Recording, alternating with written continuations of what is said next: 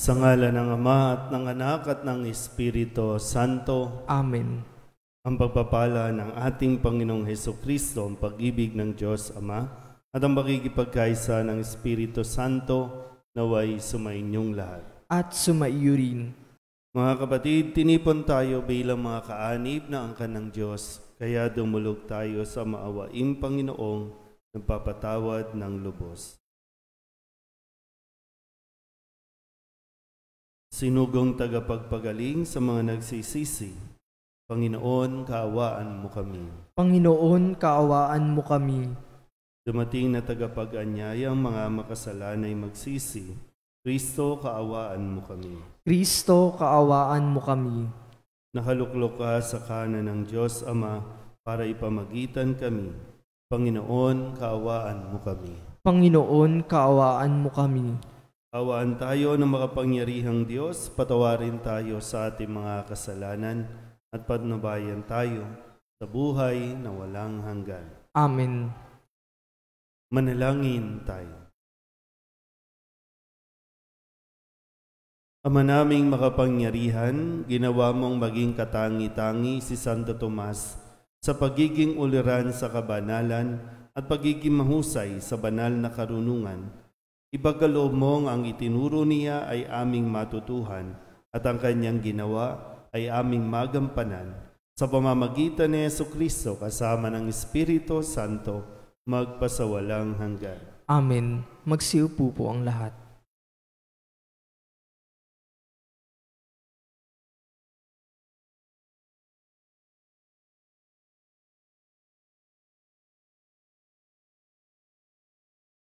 Pagbasa mula sa sulat sa mga Hebreo. Mga kapatid, tayo'y may pananalig kung nagtitiwala tayong mangyayari ang mga inaasahan natin at naniniwala sa mga bagay na di natin nakikita. At kinalugdan ng Diyos ang mga tao noong una dahil sa kanilang pananalig sa Kanya. Dahil sa pananalig sa Diyos, tumalima si Abraham nang siya'y papuntahin ng Diyos sa lupang ipinangako sa kanya at humayo siya, bagamat hindi niya alam kung saan paroroon. Dahil din sa kanyang pananalig, siya'y naninirahan bilang dayuhan sa lupang ipinangako sa kanya ng Diyos. Tumira siya sa mga tolda kasama nina Isaac at Jacob, na kapwa tumanggap ng gayunding pangako mula sa Diyos. Habang hinihintay niyang maitatag ang lungsod, na ang nagplano at nagtayo ay ang Diyos. Dahil din sa pananalig sa Diyos, si Sarah, bagamat matanda na, ay niloob ng Diyos na magkaanak sapagkat nananalig siya na tapat ang pangako. Kaya't sa taong maituturing na halos patay na, ay nagmula ang isang lahi na naging kasindami ng bituin sa langit at ng buhangin sa dalampasigan. Silang lahat ay namatay na may pananalig sa Diyos. Hindi nila nakamtan ang mga ipinangako ng Diyos, ngunit natanaw nila iyon mula sa malayo. Kinilala nilang silang dayuhan lamang at nangingibang bayan dito sa lupa. Ipinakikilala ng mga taong nagsasalita nang gayon na naghahanap pa sila ng sariling bayan. Kung ang naaalala nila'y ang lupaing pinanggalingan nila, may pagkakataon pang makabalik sila roon. Ngunit ang hinahangad nila'y isang lungsod na lalong mabuti, yaong nasa langit. Kaya't hindi ikinahiya ng Diyos na siya'y maging Diyos nila, sapagkat ipinaghanda niya sila ng isang lungsod. At nang subukin ng Diyos si Abraham, pananalig din ang nag-udyok sa kanya na ihandog si Isaac bilang hain sa Diyos. Handa niyang ihandog ang kaisa-isa niyang anak, gayong ipinangako sa kanya ng Diyos na kay Isaac magmumula ang magiging lahi niya. Naniniwala siyang muling mabubuhay ng Diyos si Isaac, at sa patalinhagang pangungusap, nabalik nga sa kanya si Isaac mula sa mga patay. Ang salita ng Diyos. Salamat sa Diyos. Saan mong tugunan ang ating pong itutugon? Poong Diyos ay purihin, nilingap niya ang Israel. Tayo pong lahat, poong Diyos ay purihin, nilingap niya ang Israel. Nagpadala ang Diyos sa atin ng isang makapangyarihang tagapagligtas mula sa lipi ni David na kanyang lingkod. Ipinangako niya sa pamamagitan ng kanyang mga banal na propeta noong una. Tugon, Poong Diyos ay purihin, nilingap niya ang Israel. na ililigtas niya tayo sa ating mga kaaway at sa kamay ng lahat ng napupuot sa atin. Ipinangako rin niya na kahahabagan ang ating mga magulang at aalalahanin ang kanyang banal na tipan. Tugon, Poong Diyos ay purihin, nilingap niya ang Israel. iyan ang sumpang binitawan niya sa ating amang si Abraham, na ililigtas tayo sa ating mga kaaway, upang walang takot na makasamba sa Kanya, at maging banal at matuwid sa Kanyang paningin, habang tayo'y nabubuhay. Tugon, Poong Diyos ay purihin, nilingap niya ang Israel. Magsitayo na po ang lahat.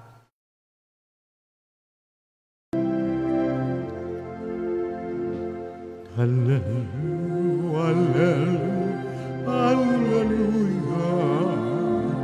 hallelujah, hallelujah.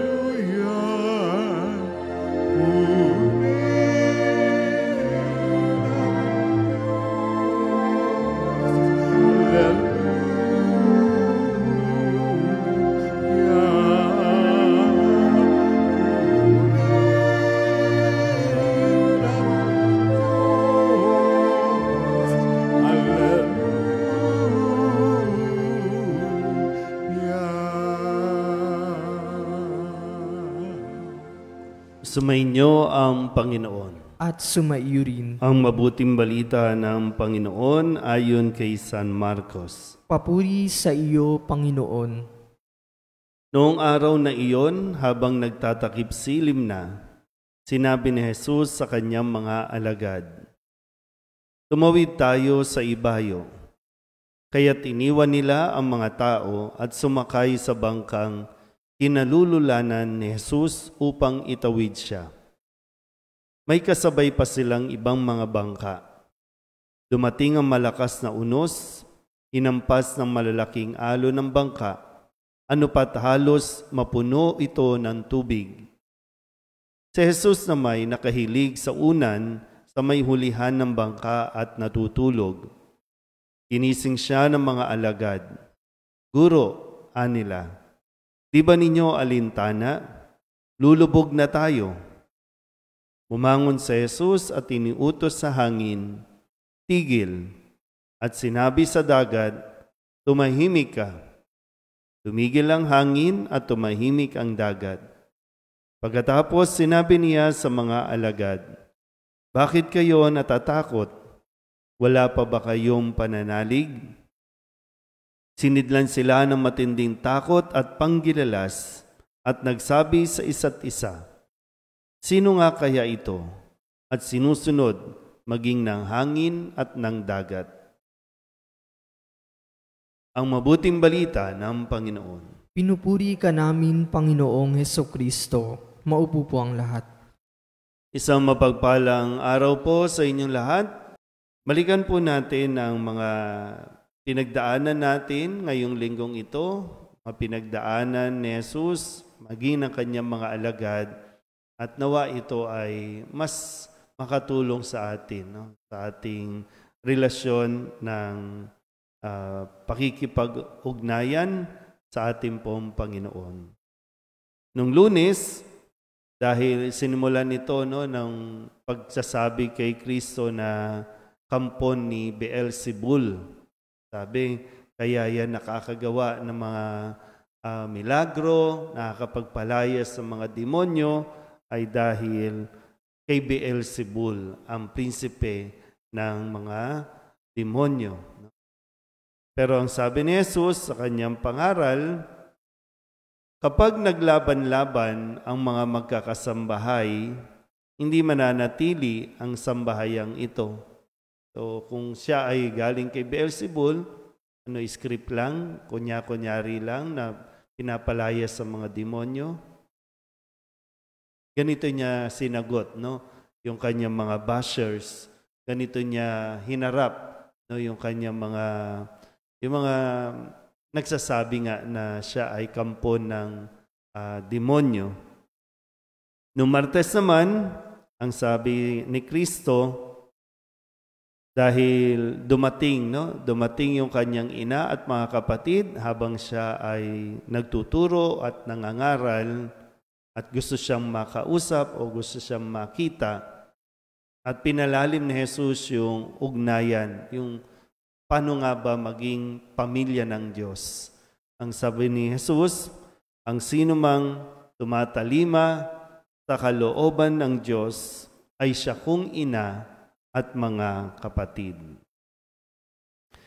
Ganun din naman, noong Miyerkules, ang sabi ni Jesus, sa pangalan ko'y magpapalayas sila ng mga demonyo at magsasalita ng ibang wika.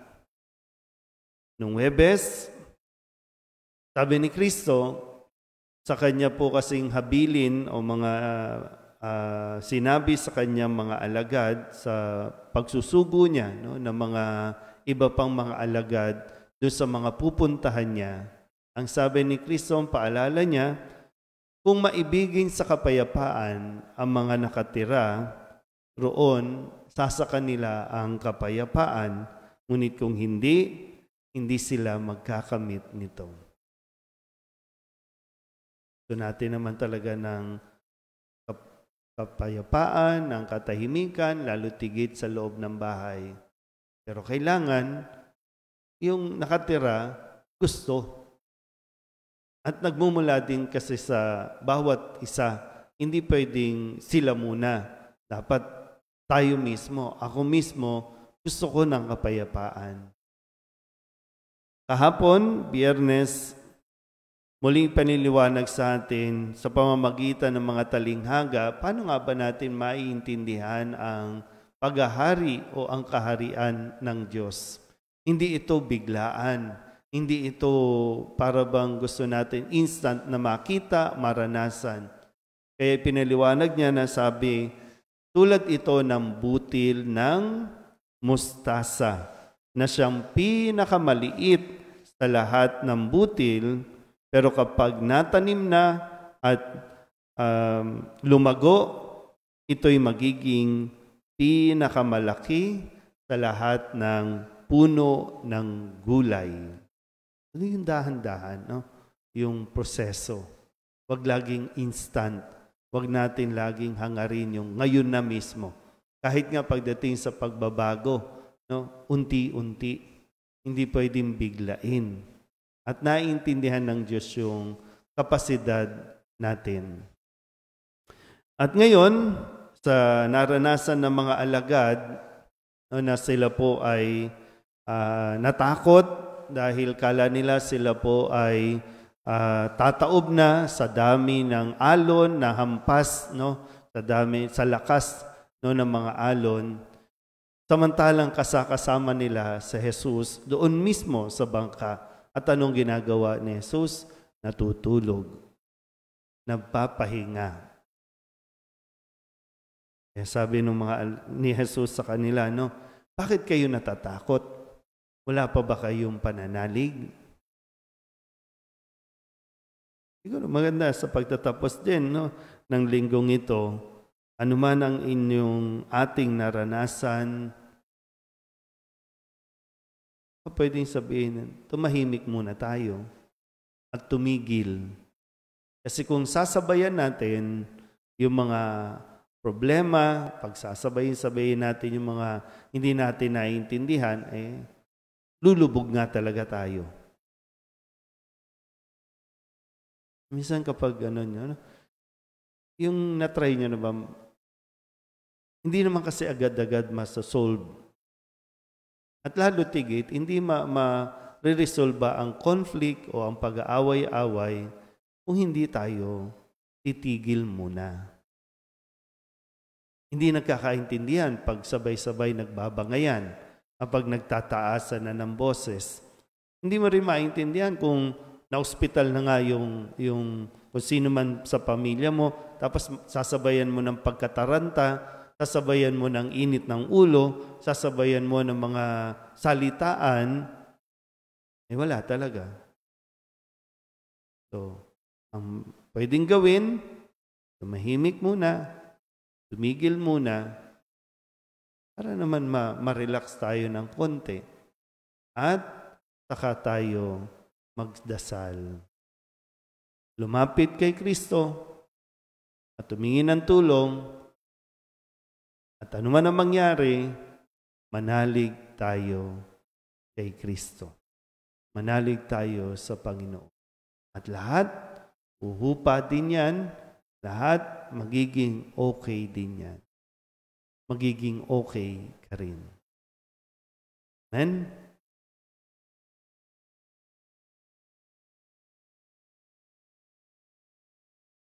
Mahabaging Ama, marapatin po ninyong dinggin ang aming panalangin sapagkat nananampalataya kami sa iyong anak, aming Panginoong Hesukristo. Lumapit kami sa Kanya sa pamamagitan ni Maria. Bilang isang sambayanan, taimtim tayong manalangin at sabihin, sa pamamagitan ng mahal na Birhen ng Soledad, Ama, pakinggan mo kami. Sa pamamagitan ng mahal na Birhen ng Soledad, Ama, pakinggan mo kami. Sa pamamagitan ng aming binyag, kami ay tinawag mo sa pananampalataya. Naway patuloy kaming tumugon sa tawag ng mahal na Birhen ng Soledad para sa pagbabalik loob, pagsisisi at pagtatalaga ng aming mga sarili sa Diyos. Manalangin tayo. Sa pamamagitan ng mahal na Birhen ng Soledad, Ama, pakinggan mo kami. Ama, idinudulog namin sa iyo ang mga pinuno ng aming pamahalaan. Ipagkaloob mo po sa kanila ang katapatan sa paglilingkod at naway kumilos sila para sa ikabubuti ng sambayanang Pilipino, lalo na ang mga nagugutom at naghihirap. Manalangin tayo. Sa pamamagitan ng mahal na Birhen ng Soledad, Ama, pakinggan mo kami.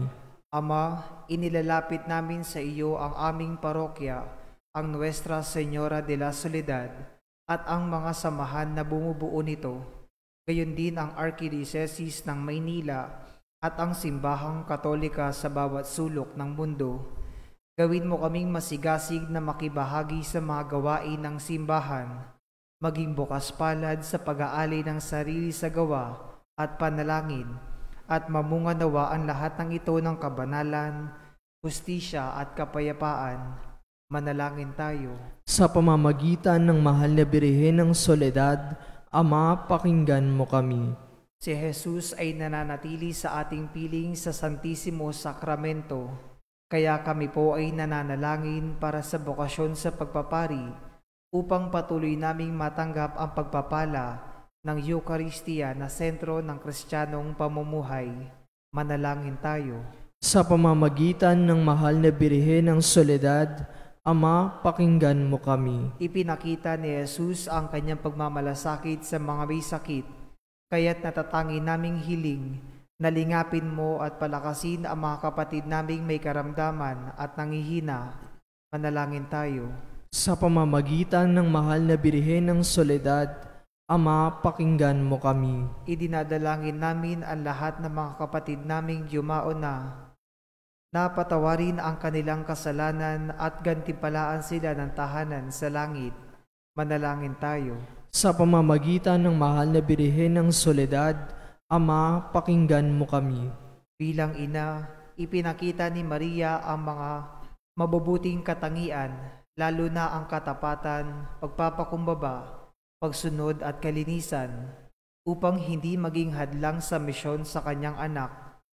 Kaya itinataas namin sa iyo ang mga kababaihan at mga ina ng tahanan, na pagkalooban mo sila ng puso na tulad ng kay Maria at maging inspirasyon nawa sila ng aming pamayanan at ng bawat mag-anak. Manalangin tayo. Sa pamamagitan ng mahal na Birhen ng Soledad, Ama, pakinggan mo kami. Idulog din natin sa Panginoon ang ating mga personal na kahilingan at mga panalangin para sa ating mga pamilya. Kasama ang mga kahilingan ng mga nanonood sa online. Lahat ng misang pasasalamat natatanging kahilingan, mga agarang paggaling ng mga may sakit, at ang lahat ng mga kaluluwa na inihiling na ipagdasal sa misang ito.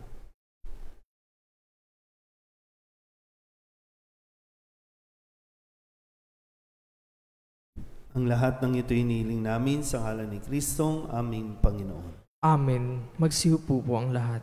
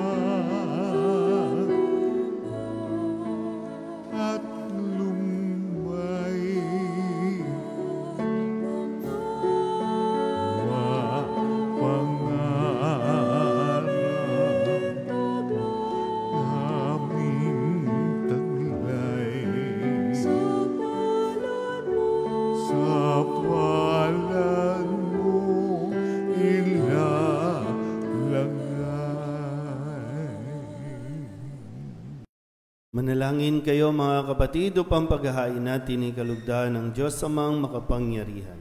Tanggapin nawa ng Panginoon itong paghahain sa iyong mga kamay, sa kapurihan niya at karangalan, sa ating kapakinabangan at sa buong sambayanan niyang banal. Ama naming lumikha, ang paghahain namin ngayong si Santo Tomas ay ginugunita ay kalugdan mo nawa. At bilang tugon sa kanyang itinurong kaalaman, ikaw ngayon ay aming pinupuri at pinasasalamatan sa pamamagitan ni Jesucristo, kasama ng Espiritu Santo, magpasawalang hanggan. Amen. Sumainyo ang Panginoon. At sumaiyo rin. Itaas sa Diyos ang inyong puso at diwa. Itinaas na namin sa Panginoon. Pasalamatan natin ang Panginoong ating Diyos. Marapat na siya ay pasalamatan.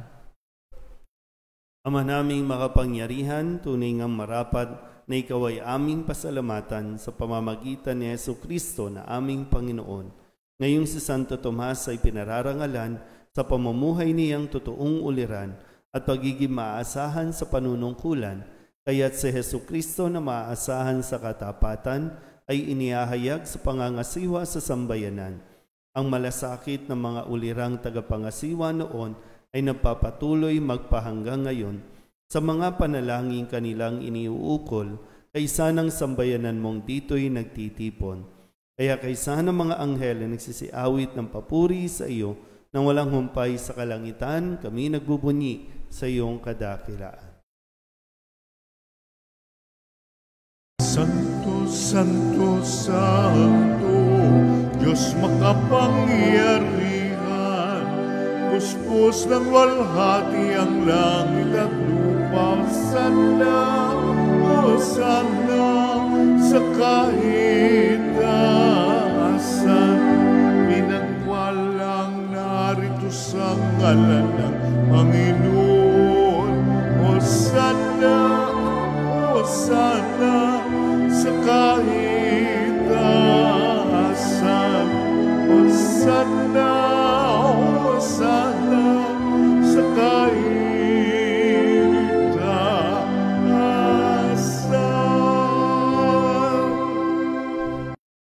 Ama naming banal, ikaw ang bukal ng tanang kabanalan.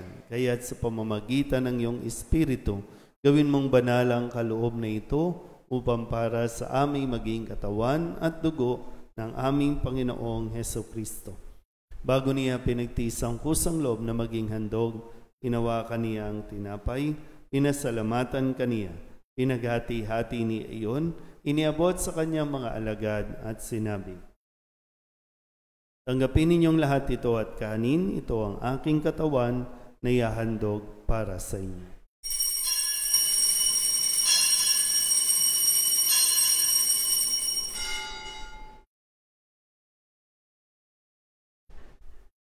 Hindi naman matapos ang hapunan, hinawakan niya ang kalis, muli kaniyang pinasalamatan, iniabot niya ang kalis sa kanyang mga alagad at sinabi, tanggapin ninyong lahat ito at inumin. Ito ang kalis ng aking dugo ng bago at walang hanggang tipan.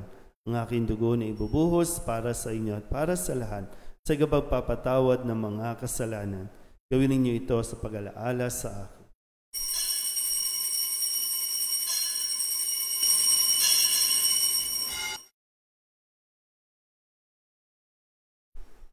Ipagbunyi natin ang misteryo ng pananampalataya. Si Kristo'y namatay, si Kristo'y nabuhay, si Kristo'y babalik sa wakas ng panahon. Ama, ginagawa namin ngayon ang pag-alaala sa pagkamatay at muling pagkabuhay ng iyong anak, kaya tiniaalay namin sa iyo ang tinapay na nagbibigay buhay at ang kalis na nagkakaloob ng kaligtasan. Kami napapasalamat dahil kami iyong minarapat na tumayo sa harap mo para maglingkod sa iyo. Isinasamo namin kami magsasalo-salo sa katawan at dugo ni Kristo ay mabuklod sa pagkakaisa sa pamamagitan ng Espiritu Santo. Ama, lingapin mo ang iyong simbahang laganap sa buong daigdig. Puspusin mo kami sa pag-ibig kay San Francisco na aming Papa at ni Jose na aming Obispo at ng Tanang Kaparian. Alalahanin mo rin ang mga kapatid naming nahimlay na may pag-asang sila'y muling mabubuhay, gayon din ang lahat ng mga pumanaw. Kawaan mo sila at patuloyin sa iyong kaliwanagan. Kawaan mo at paginapating kaming lahat na makasalo sa iyong buhay na walang wakas. Kaysa ng mahal na Birhen Maria na Ina ng Diyos, ng kabiyak ng puso niyang si San Jose. Kaysa ng mga apostol at ng lahat ng mga banal na namuhay dito sa daigdig na kalugod-lugod sa iyo, may pagdiwang nawa namin ang pagpupuri sa ikararangal mo sa pamamagitan ng iyong anak na aming Panginoong Hesukristo.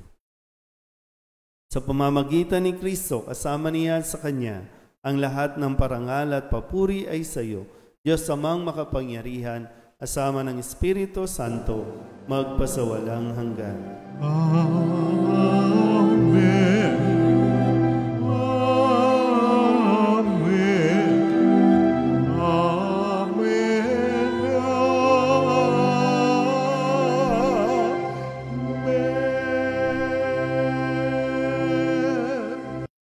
Kung kababaan loob tayong tumawag sa ating Panginoon ng Ama namin.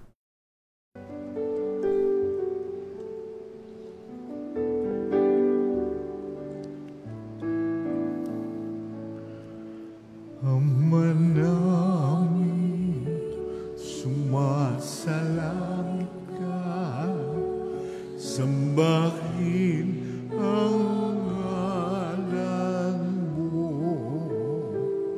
mapasamin ang kaharian mo, sundin ang loob mo, dito sa lupa para nang sa langit, bigyan mo po kami ngayon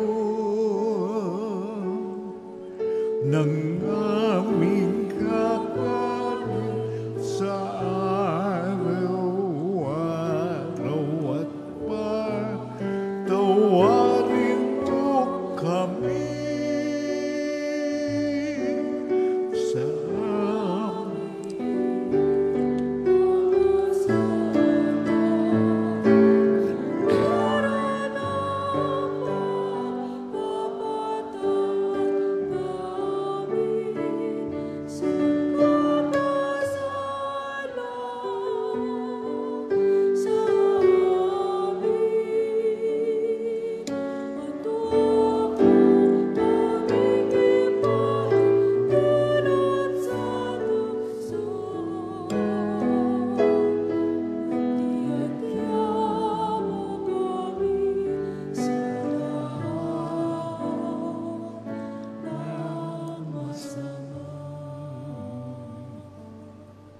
Inihiling namin kami iadya sa lahat ng masama, pagkalooban ng kapayapaan araw-araw, iligtas sa kasalanan at ilayo sa lahat ng kapahamakan, samantalang aming pinananabikan ang dakilang araw ng pagpapahayag ng tagapagligtas naming si Hesukristo.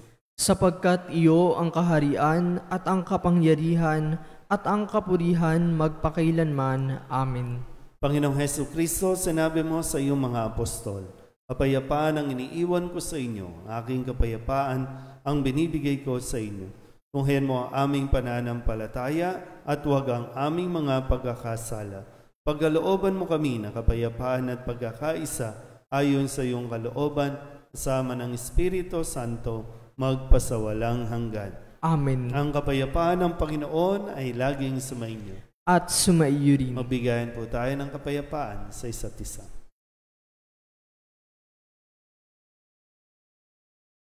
Kordero ng Diyos na nag-aalis ng mga kasalanan ng sanlibutan, maawa ka sa amin. Kordero ng Diyos na nag-aalis ng mga kasalanan ng sanlibutan, maawa ka sa amin. Kordero ng Diyos na nag-aalis ng mga kasalanan ng sanlibutan, ipagkaloob mo sa amin ang kapayapaan. Magsiluhod po ang lahat.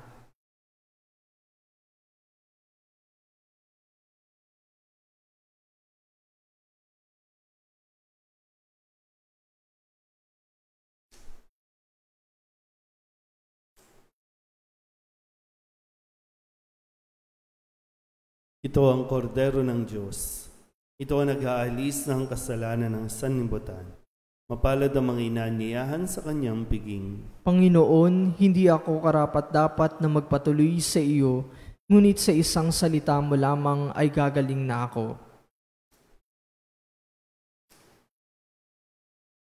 Katawan ni Kristo. Amen.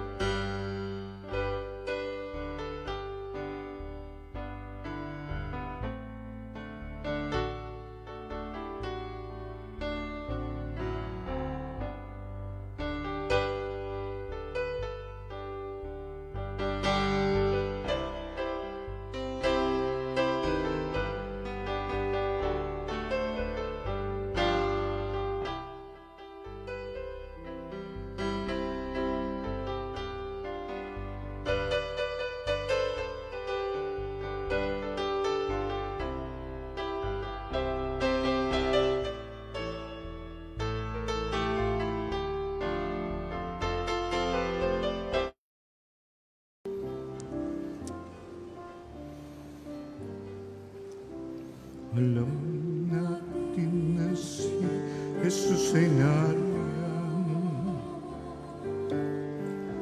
sa sagrang hostyang pinamamahal ng buo at katawan na siyang pinuhunan sa pagtubos sa ating kasalanan, nasa Kanya ang ating kaligtasan, nasa Kanya ating katahimikan. Purihin siya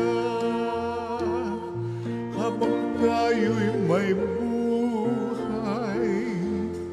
sambahin siya magpakailanman.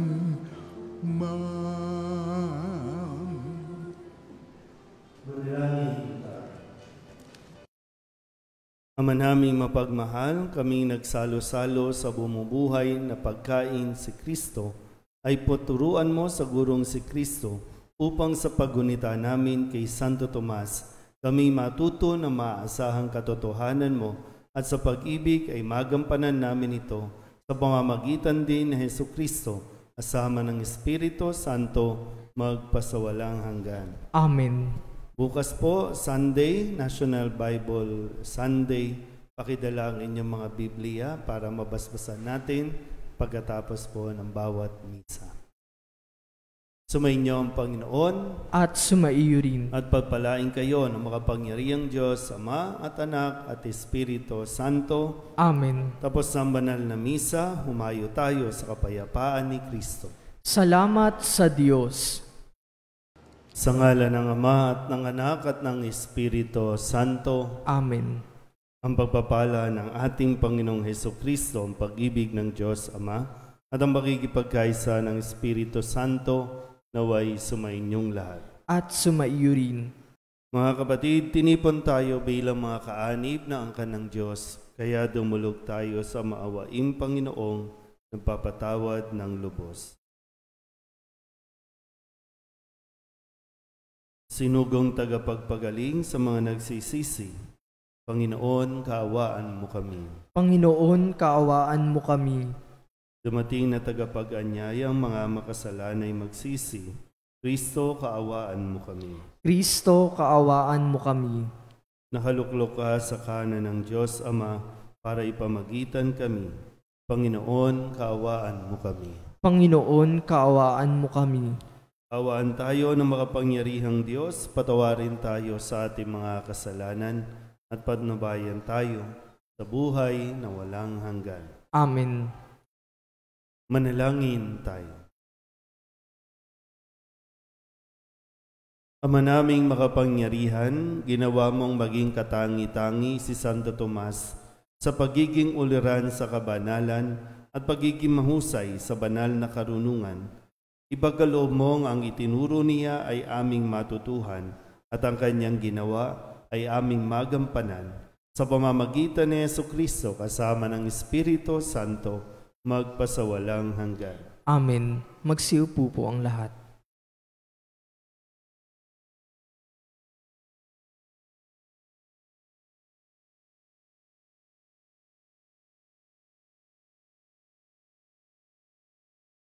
Pagbasa mula sa sulat sa mga Hebreo.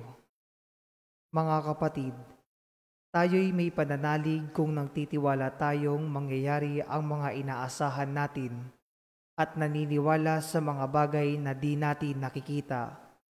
At kinalugdan ng Diyos ang mga tao noong una dahil sa kanilang pananalig sa Kanya.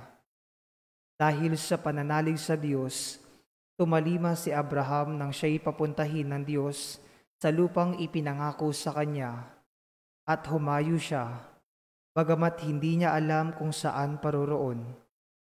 Dahil din sa kanyang pananalig, siya'y naninirahan bilang dayuhan sa lupang ipinangako sa kanya ng Diyos. Tumira siya sa mga tolda kasama ni Isaac at Jacob, na kapwa tumanggap ng gayunding pangako mula sa Diyos. Habang hinihintay niyang maitatag ang lungsod, na ang nagplano at nagtayo ay ang Diyos. Dahil din sa pananalig sa Diyos, si Sarah, bagamat matanda na, ay niloob ng Diyos na magkaanak sapagkat nananalig siya na tapat ang pangako. Kaya't sa taong maituturing na halos patay na, ay nagmula ang isang lahi na naging kasindami ng bituin sa langit at ng buhangin sa dalampasigan. Silang lahat ay namatay na may pananalig sa Diyos. Hindi nila nakamtan ang mga ipinangako ng Diyos, ngunit natanaw nila iyon mula sa malayo. Kinilala nilang silang dayuhan lamang at nangingibang bayan dito sa lupa. Ipinakikilala ng mga taong nagsasalita nang gayon na naghahanap pa sila ng sariling bayan. Kung ang naaalala nila'y ang lupaing pinanggalingan nila, may pagkakataon pang makabalik sila roon. Ngunit ang hinahangad nila'y isang lungsod na lalong mabuti, yaong nasa langit. Kaya't hindi ikinahiya ng Diyos na siya'y maging Diyos nila, sapagkat ipinaghanda niya sila ng isang lungsod. At nang subukin ng Diyos si Abraham, pananalig din ang nag-udyok sa kanya na ihandog si Isaac bilang hain sa Diyos. Handa niyang ihandog ang kaisa-isa niyang anak, gayong ipinangako sa kanya ng Diyos na kay Isaac magmumula ang magiging lahi niya. Naniniwala siyang muling mabubuhay ng Diyos si Isaac, at sa patalinhagang pangungusap, Nabalik nga sa kanya si Isaac mula sa mga patay. Ang salita ng Diyos. Salamat sa Diyos. Saan mong tugunan ang ating pong itutugon? Poong Diyos ay purihin, nilingap niya ang Israel. Tayo pong lahat, Poong Diyos ay purihin, nilingap niya ang Israel.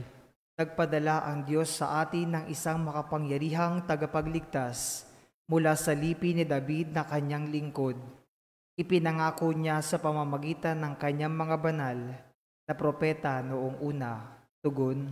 Poong Diyos ay purihin, nilingap niya ang Israel. Na ililigtas niya tayo sa ating mga kaaway at sa kamay ng lahat ng napupuot sa atin. Ipinangako rin niya na kahahabagan ang ating mga magulang at aalalahanin ang kanyang banal na tipan. Tugon. Poong Diyos ay purihin, nilingap niya ang Israel. Iyan ang sumpang binitawan niya sa ating amang si Abraham, na ililigtas tayo sa ating mga kaaway, upang walang takot na makasamba sa Kanya, at maging banal at matuwid sa Kanyang paningin, habang tayo'y nabubuhay. Tugon. Poong Diyos ay purihin, nilingap niya ang Israel. Magsitayo na po ang lahat.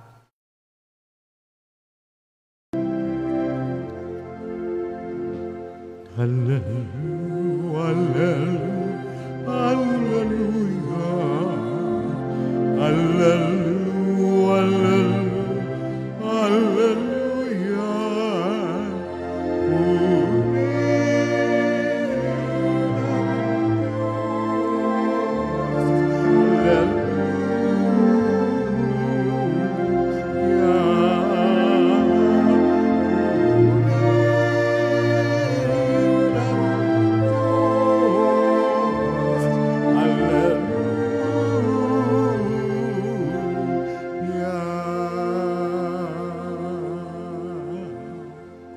Sumainyo ang Panginoon. At sumaiyo rin. Ang mabuting balita ng Panginoon ayon kay San Marcos. Papuri sa iyo, Panginoon. Noong araw na iyon, habang nagtatakip silim na, sinabi ni Jesus sa kanyang mga alagad, "Tumawid tayo sa ibayo." Kaya't iniwan nila ang mga tao at sumakay sa bangkang kinalululanan ni Jesus upang itawid siya.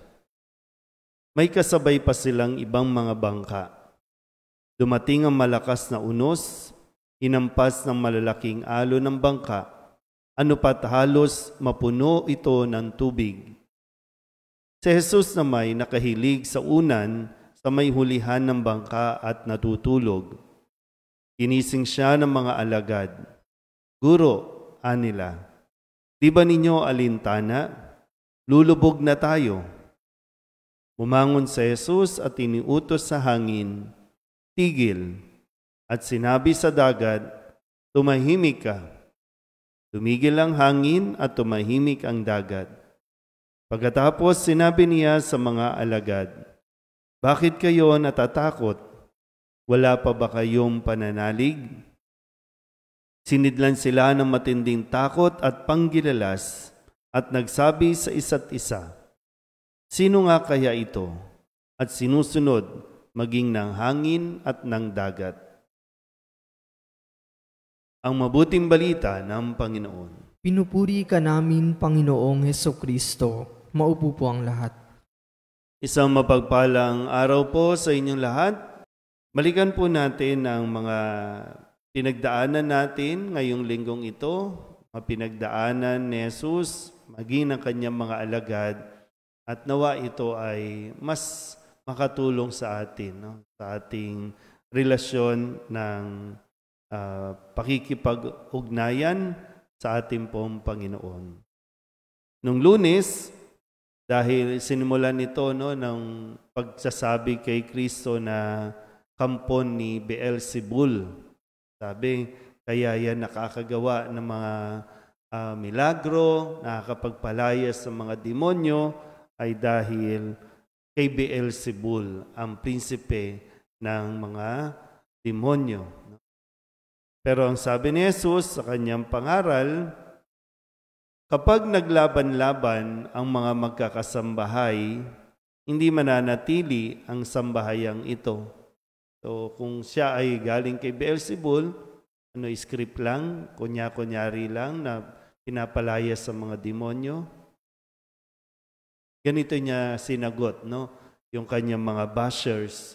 Ganito niya hinarap, no? Yung kanyang yung mga nagsasabi nga na siya ay kampo ng demonyo.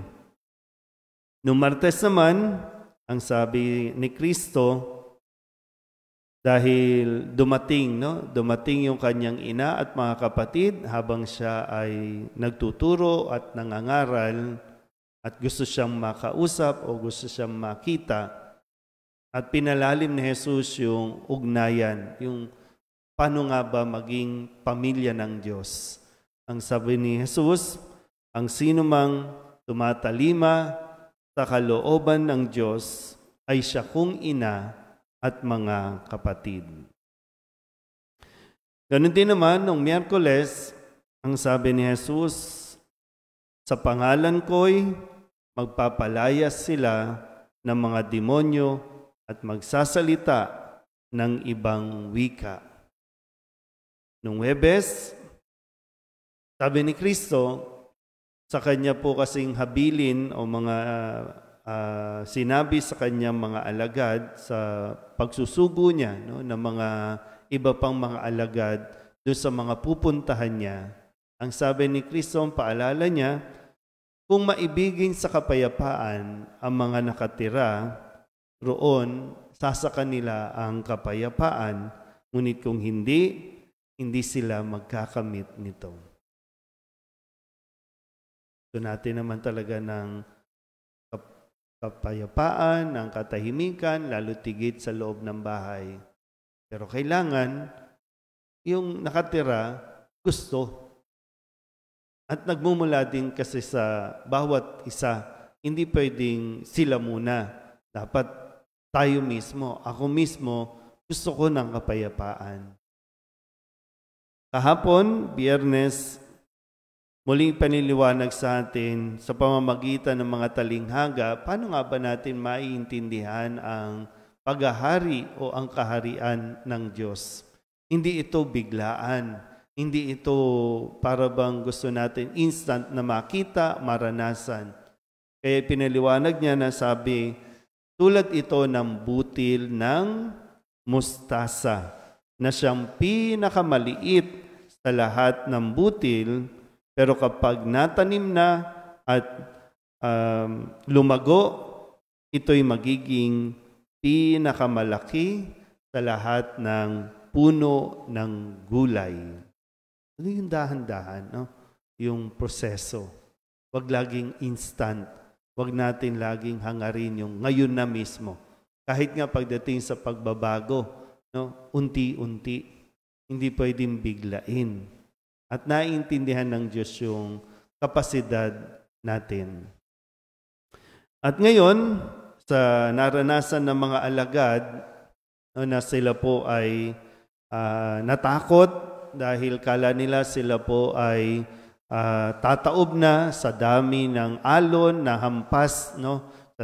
sa lakas, no, ng mga alon. Samantalang kasama nila sa Jesus doon mismo sa bangka.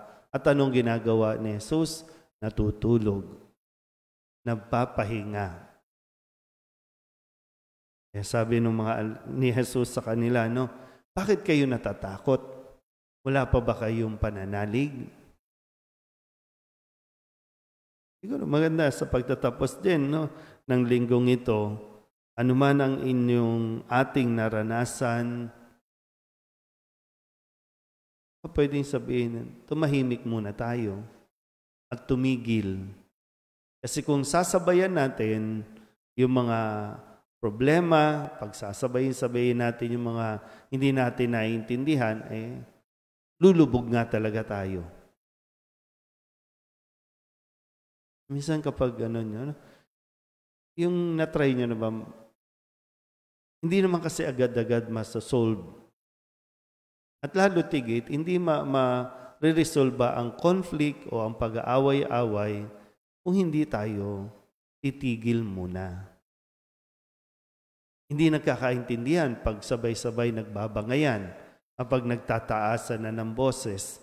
Hindi mo rin maintindihan kung na-hospital na nga yung kung sino man sa pamilya mo, tapos sasabayan mo ng pagkataranta, sasabayan mo ng init ng ulo, sasabayan mo ng mga salitaan, wala talaga.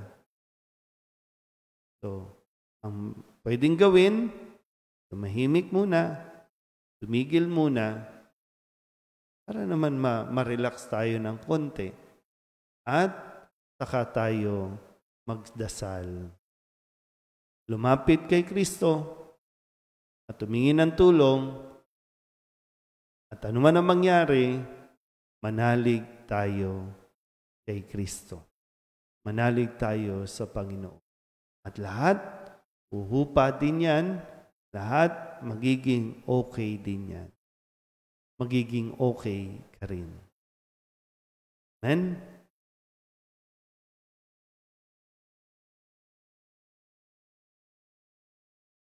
Mahabaging Ama, marapatin po ninyong dinggin ang aming panalangin sapagkat nananampalataya kami sa iyong anak, aming Panginoong Hesukristo. Malapit kami sa Kanya sa pamamagitan ni Maria. Bilang isang sambayanan, taimtim tayong manalangin at sabihin, sa pamamagitan ng mahal na Birhen ng Soledad, Ama, pakinggan mo kami. Sa